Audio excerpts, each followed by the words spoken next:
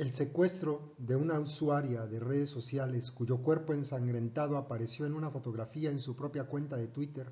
puso de nuevo a Tamaulipas en el ojo del mundo, recordando que en esta entidad sede de la organización criminal formada con militares hace ya 15 años, los Zetas, ninguna estrategia de gobierno ha frenado la delincuencia organizada, la corrupción, la violencia, la inseguridad y la impunidad que la convirtieron en el primero de los territorios sin ley de México. El año 2014 en esta entidad fronteriza incluye el primer lugar nacional en secuestros y más de medio millar de homicidios dolosos, entre ellos el de 3 jóvenes estadounidenses por cuyo crimen fueron sospechosos los guardias de una alcaldesa. La estrategia de seguridad para Tamaulipas lanzada en mayo pasado por los gobiernos federales y estatales fue respondida con el homicidio de uno de sus nuevos mandos. Depuran policías, dice el derechohumanista tamaulipeco Raimundo Ramos, pero ¿cuándo van a depurar al gobierno? Gobiernos van, gobiernos vienen, pero Tamaulipas sigue igual. Años y años de descomposición. Años y años de la misma cochinada.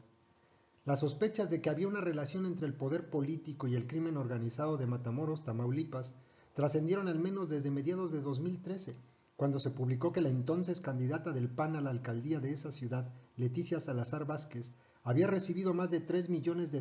un empresario a quien distintas versiones lo ligaban con el cártel del Golfo. Pese a los indicios, Salazar Vázquez se convirtió en la primer presidenta municipal de Matamoros y el empresario, sospechoso, Luis Alfredo Biasi, en el titular de la Secretaría de Desarrollo Social del Estado, es decir, su brazo derecho y su acompañante habitual en los eventos públicos. Un mes después de asumir el gobierno y luego de un domingo de balaceras, bloqueos, levantones y de al menos 13 homicidios, el 3 de noviembre de 2013, la alcaldesa Salazar volvió a ser tema de nota nacional al pedir a los habitantes de la ciudad no salir a las calles, debido a que sabía que la violencia obedecía a una disputa interna de dicha organización criminal y que seguramente iba a continuar. En enero siguiente, la nota fue Biasi, luego de que el Servicio de Administración Tributaria embargara una bodega con mercancía importada presuntamente de manera ilegal, bebidas alcohólicas y cigarros, y que, según reportes de los varios sitios electrónicos de Tamaulipas, pertenecía al entonces encumbrado funcionario municipal. Se confirmó que las bodegas ubicadas en el lugar del operativo donde se realizó este embargo pertenecen al secretario de Desarrollo Social del municipio de Matamoros, Luis Alfredo Biasi. Publicó el 1 de febrero el sitio inforio.com.mx. Pero nada ocurrió entonces con el funcionario sospechoso y la vida continuó de manera normal en Matamoros y en la mayor parte de Tamaulipas durante 2014, es decir, en un entorno de casi total impunidad, corrupción y violencia, en el que persistieron los reportes de hechos de terrorismo, los homicidios, los secuestros, los miles de robos de vehículos, las balaceras, los explosivos y demás crímenes que han convertido el Estado en sinónimo de ingobernabilidad en México. Datos del reporte de incidencia delictiva del Fuero Común en 2014, que fue difundido en diciembre pasado, plantean que entre enero y noviembre en la entidad hubo 528 homicidios, casi 5.500 robos de vehículos, 244 secuestros denunciados, delito este último en el que el Estado ocupó el primer lugar nacional. Un recuento de hechos de alto impacto, hecho solo con los reportes de la PGJ, expone por separado que la violencia de este 2014 inició desde la noche del 13 de enero, cuando hombres armados ingresaron en el rancho del exalcalde David Martínez Pérez del municipio de Lleras de Canales, al sur de Ciudad Victoria, y le dispararon en varias ocasiones. Luego, a principios de marzo, durante una persecución con policías, civiles armados lanzaron una granada al interior de una casa primaria de Ciudad Victoria, que no dejó consecuencias debido a que no había iniciado las clases. Otro explosivo sin consecuencias detonó días después también en Victoria el 24 de marzo, y un mes después, la noche del 25 de abril, un grupo de hombres armados irrumpió en una taquería, también en la capital, y abrió fuego indiscriminado, asesinando a 2 personas e hiriendo de bala a otras 7, entre ellas a un niño de 5 años y a una anciana de 72. 10 días después, también en Ciudad Victoria, el nuevo director de investigaciones de la Secretaría de Seguridad Pública del Estado, el coronel Salvador de Haro Muñoz fue asesinado en su camioneta junto con sus 2 escoltas y a manos presuntamente de elementos de la Policía Estatal acreditable. De acuerdo con la profesora investigadora y directora del Departamento de Gobierno de la Universidad de Texas en Brownsville, Guadalupe Correa, esos hechos de violencia y los que siguieron el resto de 2014, sobre todo, dice, en municipios como Matamoros, Reynosa, Tampico o Mante, obedecen a lo que denominó una tercera etapa en el descabezamiento de la estructura tanto de los Zetas como del Cártel del Golfo y que, todo indica, dice, ahora vienen luchas internas. No hay una lucha entre cárteles. Esta violencia se da en plazas que están en control de un grupo. Es una lucha interna del Cártel del Golfo derivada de detenciones. Es como una tercera etapa de descabezamiento de los grupos, el momento del desmantelamiento de la estructura de sicariato que se generó para esta guerra, en la que ya fueron eliminados presuntos capos como Heriberto Lascano o el Z40, dice la académica. En este contexto, el 13 de mayo, Osorio Chong acudió a Reynosa y, aduciendo precisamente dar respuesta a la violencia al interior de estos grupos, presentó la nueva fase de la estrategia de seguridad para Tamaulipas con los objetivos, dijo el funcionario, de desarticular la composición de las bandas delictivas, sellar la ruta de tráfico ilícito y garantizar instituciones confiables. Además de reforzar acciones previas como redoblar vigilancia en puertos, aeropuertos y principales rutas. Osorio anunció nuevas medidas como el uso intensivo de inteligencia para desarticular a las organizaciones delictivas, recepción de denuncias anónimas, creación de grupos federales especializados en secuestro, despliegue de elementos y tecnología en la carretera, entre otros.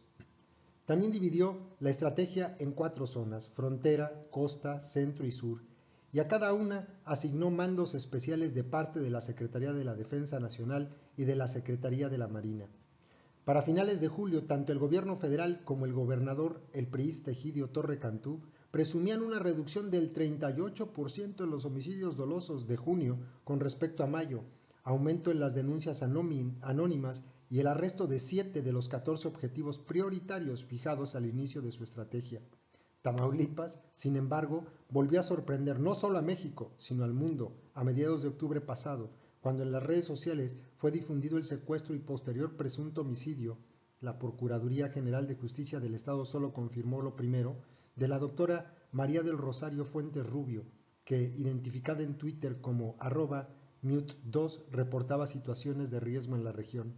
La información presentó la dosis de terror que en México casi solo proviene de Tamaulipas, y antes de organizaciones internacionales denunciaran el caso, en la propia cuenta de la víctima de Twitter aparecieron fotografías en las que se le observaba recostada en un charco de sangre. Apenas 3 días antes, el 13 de octubre, una madre de familia de Progreso, Texas, había reportado que sus 3 hijos, Erika, Alejandro y José Ángel Alvarado Rivera, de 26, 22 y 21 años de edad, respectivamente, se encontraban desaparecidos, luego de que acudieron al municipio de Matamoros, al poblado del Control, a visitar a su padre. Desde un inicio y con información de testigos, la madre de familia acusó a elementos del grupo Hércules, a cargo de la seguridad de la alcaldesa Leticia Salazar, como autores del levantón, que concluyó el 29 de octubre con el hallazgo de los 3 cuerpos asesinados, además de uno de un ciudadano mexicano. El grupo Hércules había sido presentado en septiembre anterior por Salazar y Biasi, y de hecho, de acuerdo con la madre de las víctimas, había sido justo en el negocio de este último, donde habían encontrado la camioneta en la que viajaban las víctimas. Y a los pocos días, la mañana del lunes 3 de noviembre siguiente, el delegado nombrado por Osorio Chong para la zona fronteriza del estado en la nueva estrategia de seguridad lanzada por el gobierno federal, general Ricardo César Villarreal, fue ejecutado sobre la carretera Monterrey-Nuevo León. Tamaulipas presenta actualmente severos problemas de seguridad que se refuerzan por la gran debilidad de sus instituciones de administración de justicia en todos los niveles, su muy limitado grado de organización comunitaria y por la censura mediática casi absoluta en los espacios locales, escribió Guadalupe Correa este fin de año en su reporte Militarización y Seguridad Ciudadana en Tamaulipas. Además, la vinculación del crimen organizado con el poder político y con casi todas las áreas de la vida pública de la región y la consecuente falta de resultados en materia de seguridad después de más de 10 años de disputa, agregó Correa en entrevista, permiten la creación de cuerpos policíacos anticonstitucionales, como el formado por Salazar en Matamoros y que derivó en el homicidio de los 4 jóvenes.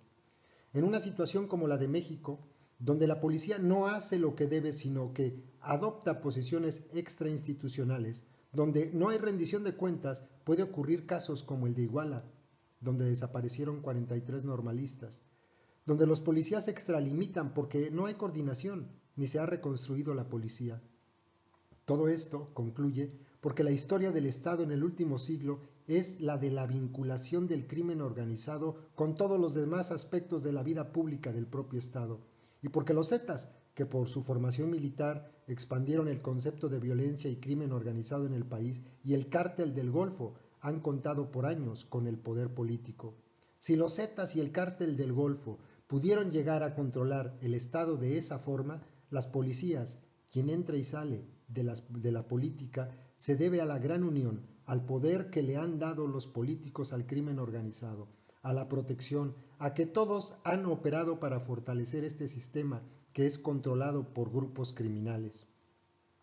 Con su análisis, Raimundo Ramos, encargado del Comité de Derechos Humanos de Nuevo Laredo, asegura que a ningún gobierno, desde Vicente Fox Quesada, le ha interesado realmente solucionar el problema de inseguridad y corrupción que afecta a Tamaulipas desde principios de siglo.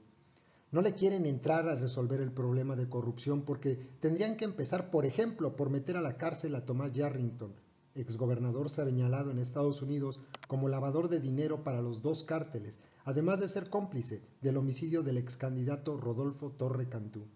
Lo están protegiendo porque con un despliegue de fuerzas armadas, marinos y soldados y un aparato enorme de inteligencia, y curiosamente no saben dónde está el exgobernador Yarrington, a partir de ahí todo lo que anuncia el gobierno federal es simulación. Correa y Ramos concluyen que lo que falta para atajar de fondo el problema de la inseguridad en Tamaulipas, como en todo México, es voluntad. El problema no se ataca de fondo insisto, aunque gasten miles de millones de pesos en armamentos, salarios, vehículos blindados, no dará resultado porque la voluntad no se percibe, porque depuran policías, pero ¿cuándo van a depurar al gobierno?